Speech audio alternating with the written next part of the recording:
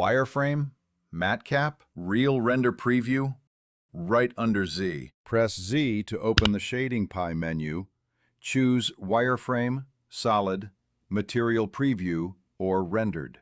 Wireframe is perfect for topology checks.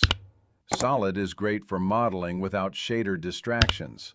Material Preview uses Eevee to quickly show textures and HDRIs. Rendered shows your final engine, Eevee or cycles.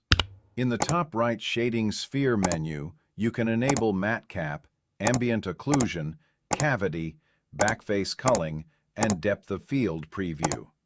MatCap helps visualize form while modeling.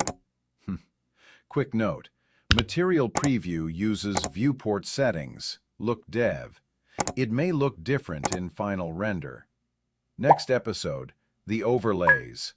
Face orientation, normals, wire on shaded, everything that tells you what's happening under the hood.